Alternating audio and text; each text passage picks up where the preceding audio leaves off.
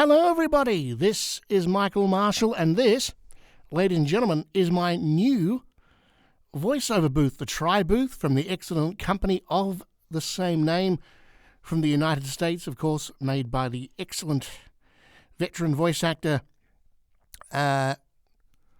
what's his name? Rick Wasserman, I forgot his name, and, of course, with a lot of help from the great George the Tech. I'm still coming to grips with this booth. I'm still working out the right gain levels for the interface. A couple of things I need to explain about this booth. And the first thing is, it is not a whisper room. And obviously, it never claims to be, which I like, because there are so many vocal booths that, they call them, porta booths and all that kind of thing. And basically, they will claim that, it can shut out all sound.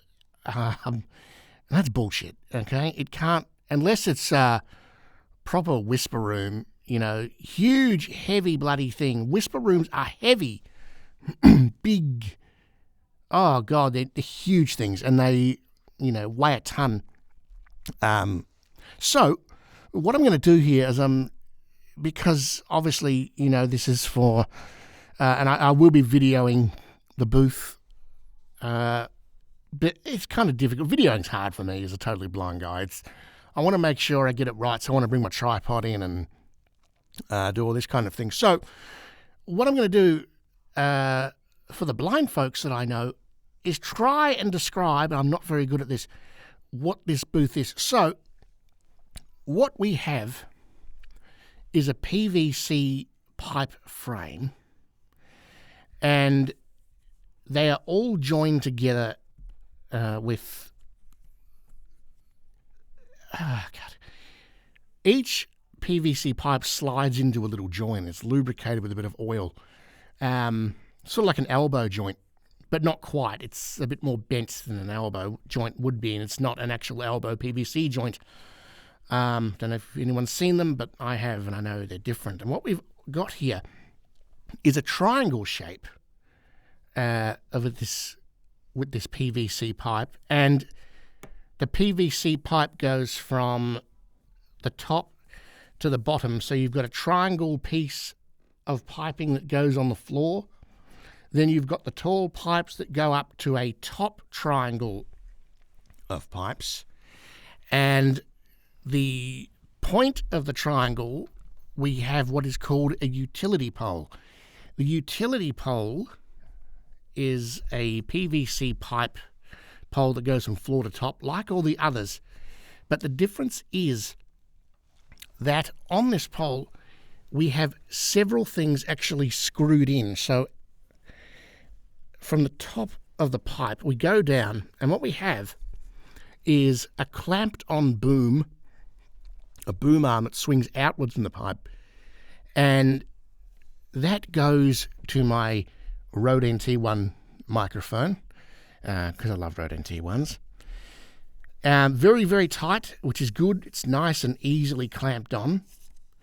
Well, I should also describe the booth material, because apart from the PVC pipe, we also have the skirts, which is big, fat moving blankets, which have been hand-sewn on a machine.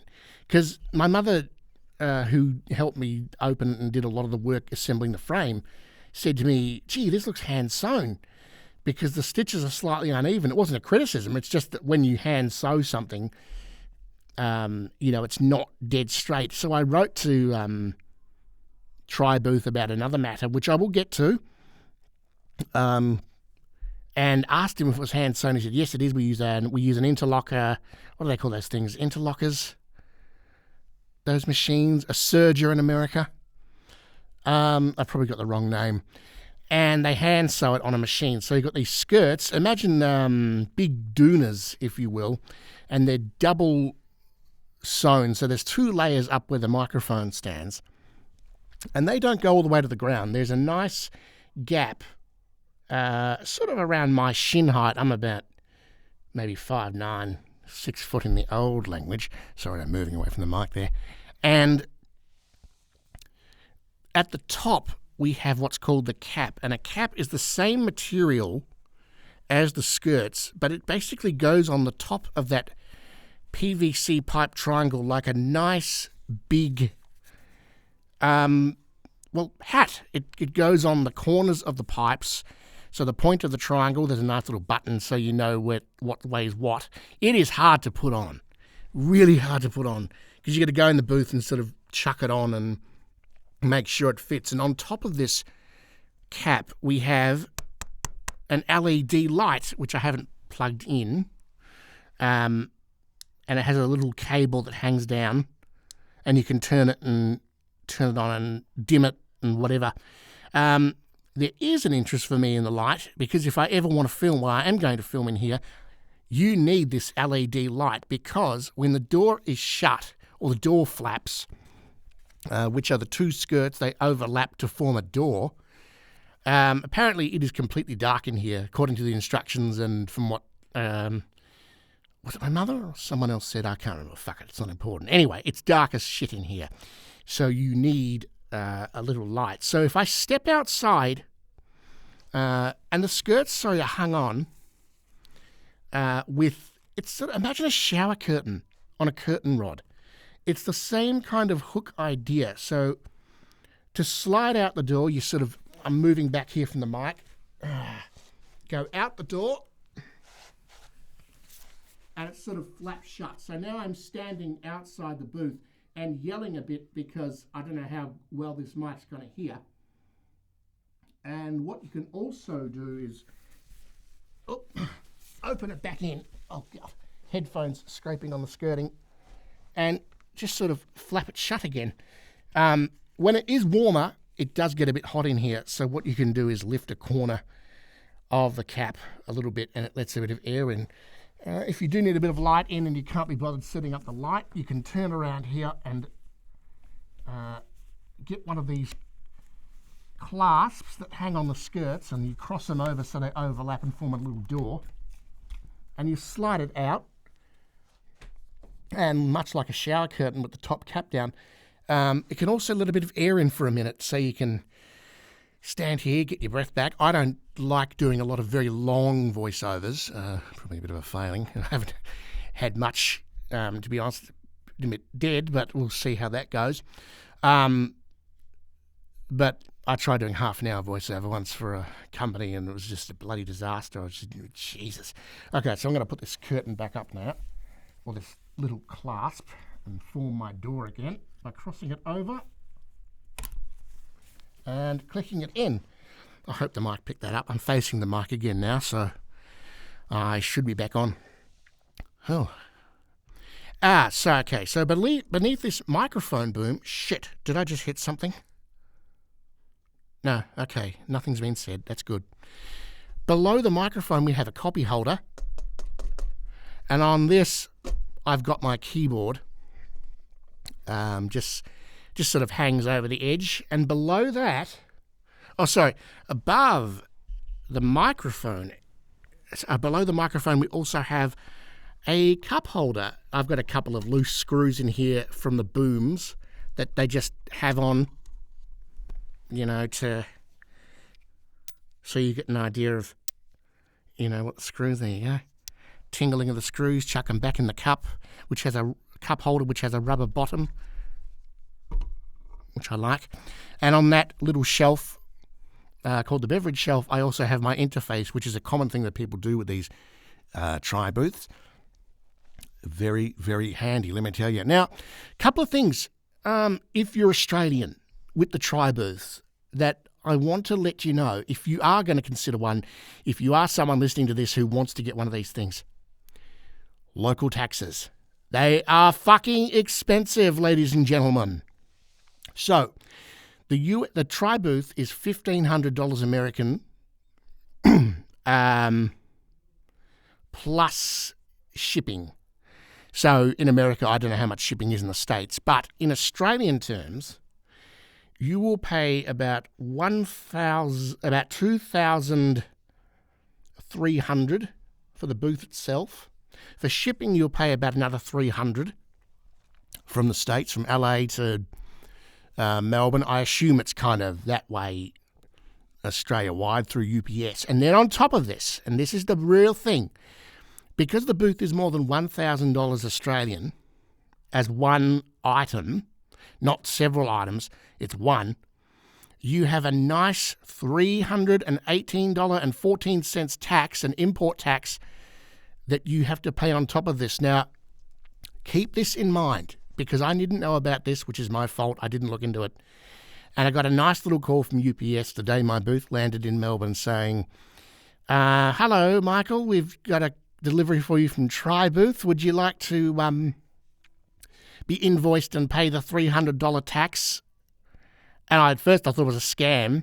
And in my shock, I sort of went, hey, I'm not paying $300 tax. And she went, okay, we'll just return to sender. No, wait, don't hang up. Please. Just, Christ. Okay, all right. Okay. Go through this again. I paid $300 shipping. And she said, no, that's different. Because this one item is more than $1,000 import from overseas, you have to pay, I think the GST was about $88 and the rest, which is $318. So if you are in Australia, if you're listening to this, I don't know who will be from the VO community, if you're listening to this and you're going to get a Tri Booth, you've got to bear this in mind, because if you don't pay it, after 10 days, they'll send it back. And there's no way of getting around it, because obviously the company doesn't pay it because it's your responsibility. This is something I did not know about. I never even considered that items over $1,000 would incur an import charge or tax from the government. So do look this up. Do make sure you have enough in your account. Basically, from an Australian point of view, you need $3,000 Australian to get this thing. Because anything else, and anything under, but $2,900 to $3,000, depending on currency and all that kind of thing. But that's sort of roundabouts. That's what I needed in the end. And believe me, you shit yourself when you need to try and find $300 in a hurry to pay this tax.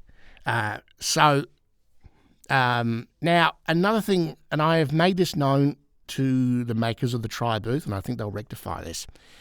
If you're in Australia, you don't get Australian adapters for the LED light or the power hub, which you get with it. The power hub has American adapters, American plugs, American outlets for the lights and maybe something else. And you don't get Australian adapters. Now, I went and brought one off Amazon, just a standard adapter that goes to an Australian PowerPoint, and you put the American transformer in. They are step transformers, I've worked out, at least from what I think. So they will handle the voltage difference, because obviously in America there's about 100 and something volts, and in Australia it's 200. So these transformers can handle the voltage difference. Now, the Tri Booth people were very good about it when I pointed out that there were no Australian adapters, and actually reimbursed me the price when I purchased on Amazon. But they did admit it's something they'd never considered. They apologised profusely. They're very good. They're very, very easy to deal with. And I think they'll rectify this. At least I hope so. They'll chuck in because there's a European adapter and there's an American adapter. And I think, obviously, if you're going to the Philippines or somewhere, New Zealand, I think Japan has them, the same. You do need an Australian adapter, because American ones or European ones, they ain't going to go in. They just don't line up. But the transformers seem to be able to handle the voltage, so that's very good. It's actually quite cool this morning. So standing in this booth is quite nice. In some ways, I actually prefer standing, even though after a while your feet start going, Jesus, why don't you just bloody sit down? You probably have room for a stool in here, but probably not a chair. There is not a lot of room, which isn't a bad thing, because I'm going in, recording my bit, and then basically getting out. I do all the editing outside of the booth, because I like to be in comfort, put my good headphones on and do all my little cleanups. I'm not going to clean up any of this, though. I'm just going to let it go. But so this has been sort of a very, very poorly done explanation of the Tri-Booth. I haven't actually used video for this one. There will be a video coming up for those who can appreciate the vids. I am going to do one because, and I need to mention this, I got this booth through the courtesy of many generous people on GoFundMe. Some dear friends of mine helped me out on there. People I didn't even know helped me on there. They liked my campaign and donated. And this is another reason why I want to do a video and just show them basically what they've spent their hard-earned cash on. So I'm going to end this recording, get it up, send it off, show a few people, and I will be back with a video. So to those who are watching that did donate or shared it around or showed interest and encouraged me and come on, Mick, you can do a GoFundMe, you'll be right. Thanks to you all, and I will be back at some point with a video. Sorry, again, another thing, you get a custom filter from George the Tech. When you pay for this booth, you get one custom filter for your room. So it'll help roll off a bit more sound. So, if there's a TV on or a dog barking in the distance, it will pick it up. But this filter will roll off, I don't know, probably a good 14, 15 dB, maybe a bit more off the top. And I'm still waiting for that to come. It can take about 5 days, so I'm not too worried yet. But thank you, everyone, and enjoy this horribly produced but hopefully kind of interesting soundscape of my new Tri-Booth.